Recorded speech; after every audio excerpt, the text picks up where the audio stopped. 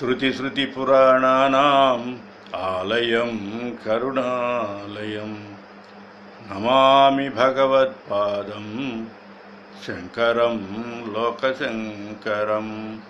హరి ఓం. శ్రీ గురుభ్యో నమః. హరి ఓం. సాక్షాత్తు దివ్యాత్మ స్వరూపులైన మీ అందరి ముందుగా నమస్కారం. మనం ఎక్కడున్నాడు దేవుడు అనేది 62వ ఎపిసోడ్ చేసుకోబోతున్నాం. నిన్న చెప్పుకున్నాం, మనం ప్రారంధం ఉన్నంత వరకే ఈ దేహం ఉంటుంది. ఎప్పుడైతే ప్రారంధం నశిస్తుందో మరలా జనన మరణాలంటూ లేవు అని చెప్పుకుంటూ ఉన్నాం. అంతటా పరమేశ్వరుడు ఉన్నాడని మనం అనుకుంటూ ఉన్నాం. ఈ సృష్టి అంతా కూడా నిబిడీకృతమైనటువంటి వాడు, ఈ సృష్టికి ఆధారమైన శక్తి అయినటువంటి పరమేశ్వరుడు అంతటా ఉన్నాడు. కానీ నేను వేరు అనుకుంటున్నాం. వచ్చిన ప్రాబ్లం అది. ఆయన వేరు, నేను వేరు. అప్పుడేమైపోయావు? వేరైపోయావు. ఆయన నేను ఒకటి అనుకున్నప్పుడు ఒక జాయింట్ ఫ్యామిలీ ఉంది. డబ్బు అంత తెచ్చారు, అక్కడ పెట్టారు. ఆ డబ్బు అందరిది. ఎవరి డబ్బుగా ఎంత కావాలని తీసుకుంటారో వాడుకుంటారు. అదే నువ్వు వేరైపోయిన తర్వాత నువ్వు వెళ్ళి పట్టుకోవడానికి అవకాశం లేదు. అని అలానే ఈ సృష్టి అంతా నిబిడీకృతమైనటువంటి పరమేశ్వరుడు ఒకడు ఉన్నాడు అని నువ్వు ఒప్పుకుంటున్నప్పుడు నువ్వేమనుకుంటున్నావు? నేను వేరనుకుంటున్నావు. అప్పుడు వేరైపోతున్నావు. ఆయనే నేను అన్నప్పుడు నీ అధికారం వేరు. అహం బ్రహ్మాస్మి, అహం బ్రహ్మ అస్మి. నేను ఆ బ్రహ్మనే అయి ఉన్నాను కావటం వేరు. ఎప్పుడైతే తెలిసిందో భయం లేదు. ఈ నేను వేరు ఆయన వేరు అనుకున్నామంటే అది క్రమముక్తి ఉంటుంది. క్రమముక్తి చెప్పాం కదా. క్రమముక్తి అంటే మళ్ళీ జనన మరణాలు అది ఉంటుందన్నమాట. ఏ కోరిక లేకుండా కర్మ చేయాలి. నిన్న కూడా చెప్పుకున్నాం. అదే భగవంతుని మీద మనం ఒక పూర్ణ విశ్వాసంతో ప్రతి పని, కర్మ అంటే పని, ఏ పని చేసినా కూడా ఆయనతో సంబంధం పెట్టుకొని చేసేట్టుకుంటే నీకేది అంటదు. ధ్యానం చేయి అంటున్నారు. ధ్యానం చేస్తే ఏమొస్తుంది? శక్తులు వస్తాయి. రావంటల అనేక రకాల శక్తులు వస్తాయి. అణిమ, గరిమ, లగిమ, మహిమ, ప్రాప్తి, ప్రాకార్యం, ఈశ్వత్వం, వశిత్వం అంటూ అసలు ఎన్ని అష్టసిద్ధులు మొత్తం వస్తాయి. ఆకాశాన్ని ఎగరగలవు. చిన్నవాడిగా ఒక సూక్ష్మరూపం ధరించగలవు. అసలు ఏవి కావాలంటే సృష్టించగలవు నువ్వు.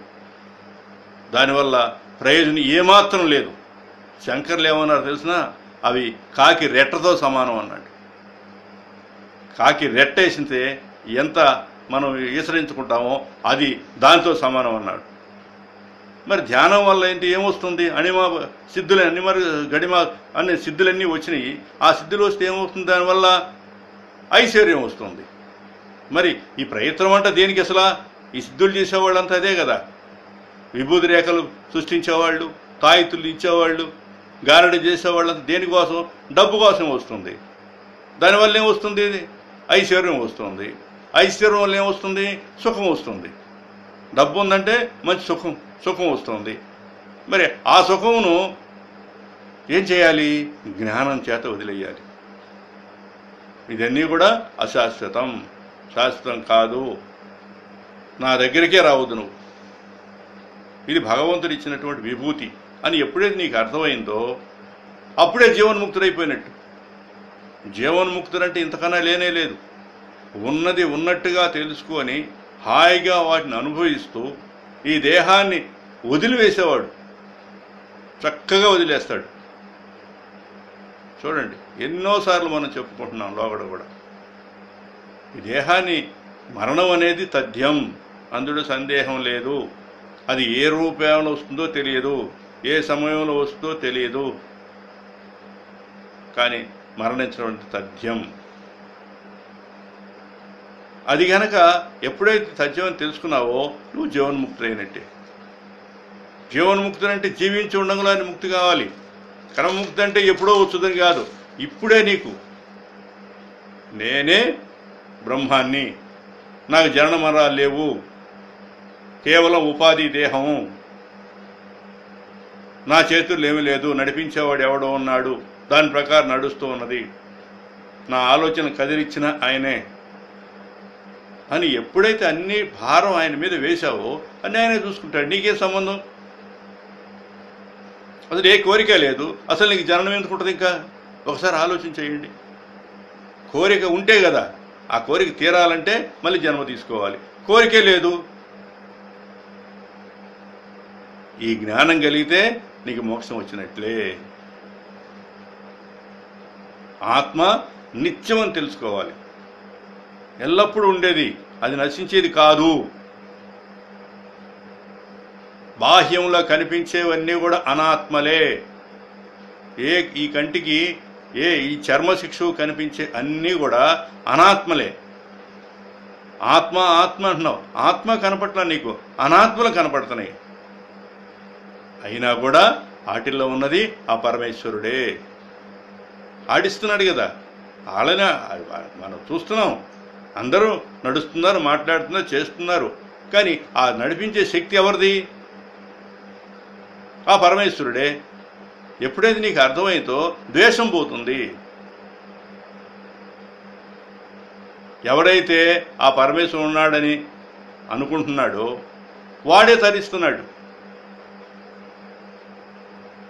నాకు భగవంతుని మీద విశ్వాసం ఉన్నది, ఆయన ఏం చేసినా కూడా ఆయన మీదనే దృష్టి పెట్టి చేస్తున్నాను అని ఎవరు అనుకుంటారో వాళ్ళు ధరిస్తున్నారు.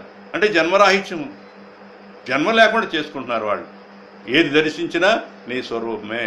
అప్పుడు అర్థమవుతుంది అది, ఓహో నన్ను కదిలించే శక్తి ఏది ఉందో ఎదుడు ప్రతి ప్రాణిలో 84 లక్షల జీవరాశులు అంటున్నాం కదా, వీటన్నిటిని కూడా సమదృష్టితో చూస్తాడు. ఎప్పుడు దేనికోసం వెంపర్లాడ్డు. అయమాత్మ బ్రహ్మ అంటాడు. నేనే బ్రహ్మనని రూఢిగా తెలుస్తుందన్నమాట. ఆయన్ని తెలుసుకోవాలంటే సమస్తం తెలిసినట్టే. ఎప్పుడైతే ఆయన తెలుసుకున్నావో సమస్తమే తెలుసుకున్నావని అంటుంది ముండకోపనిషత్తు. ముండకోపనిషత్తు కూడా ఉపనిషత్తు, దానిలో చెప్తుంది. ఆయన తెలుసుకుంటే సమస్తాన్ని తెలిసినట్టే. ఇంకా దేన్ని తెలుసుకోవాలి? నువ్వు తెలుసుకోవాల్సిందంటే ఇంకో ఏమీ లేదు. ఆత్మను తెలుసుకుంటే అన్నీ తెలుసుకున్నట్లే. ఒక్క ఆత్మని తెలుసుకుంటే ఈ సృష్టిలో ఉన్న ప్రతి దాన్ని తెలుసుకున్నట్లే. ఉన్నవన్నీ తెలుసుకోవడానికి ఉన్నాయి, అది తెలుసుకోవాలి ముందు. సృష్టిలో ఉన్నాయి అన్నీ కూడా దేనికోసం ఉన్నాయి? అన్నీ తెలుసుకోవడానికే ఉన్నాయి. ఇప్పుడు ర్యాకెట్ వదులుతున్నారు చూడండి, ఒకేసారి 2 ర్యాకెట్లు వదిలి 2 కక్షల్లో పంపిస్తానని చెప్పి నిన్న ఎప్పుడో టీవీలో విన్నాం.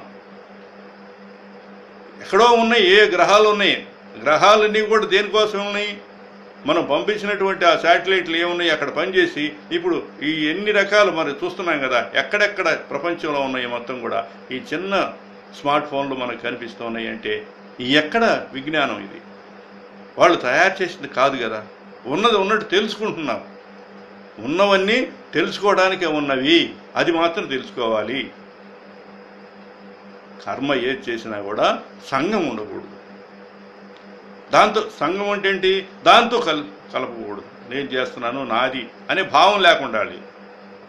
ఎవరైతే కర్మ సంఘం లేకుండా చేసేవాడో వాడు పాపం చేత అంటబడ్డాడు. పాపమే లేదు. పాపం ఎక్కడ చూస్తున్నది? నాహంకర్త హరికర్త, నేను చేసేవాడిని కాదు, చేసేవాడు ఎవడో ఉన్నాడు, వాడు చేయిస్తున్నాడు. ఎప్పుడైతే ఈ భావం ఉంటుందో నీకు జన్మ తరిస్తుంది, అంటే జన్మరాహిత్యం వస్తుంది, జీవన్ముక్తి అవుతుంది. తామరాకు మీద నీటి ముక్తి ఉంది, అంటుకుంటుంది దానికి. ఒకసారి ఆలోచన చేయండి. ఎన్నో ఈ సృష్టిలో ఉన్నటువంటి ఆకులు ఎన్నో ఉన్నాయి, కానీ ఒక తామరాకునే మనం చెప్పుకుంటున్నాం. ఎందుకని? ఏ ఆకైనా కూడా నీటి బొట్టు వేసి దాని మీద అంటుకుంటుంది, అంతా ఇంతను కనీసం మరక కనపడుతుంది. ఒక తామరాకు మీద మీరు నీరు వేసి చూడండి, ఒక నీటి బొట్టు వేయండి, తామర తూండ్లు మనకు కనపడతానే ఉంటాయి. అన్ని చెరువుల్లో వెళ్తే చక్కగా దేదీప్యం, ఉదయం పడు చూస్తే దేదీప్యమానంగా ప్రకాశిస్తూ ఉంటాయి సూర్యరశ్మికి. అలానే ఒక గాలి వచ్చిందంటే దాని మీద ఉన్న నీటి బిందువు కూడా కింద పడిపోయింది. కానీ దానికి అంటదు చూడండి, ఒక క్షణమే దాని మీద ఉండేది. నువ్వు కూడా తామరాకు మీద నీటి బుట్టులాగా ఉండాలి. దేనికి సంబంధం నేను అంటుకోను. ఈ సృష్టి అనుభవించడానికి ఉన్నది కాబట్టి దాన్ని పరమేశ్వరువుగా అనుభవించాలని తెలియజేస్తూ సెలవు తీసుకుంటున్నాను. హరి ఓం తత్సత్.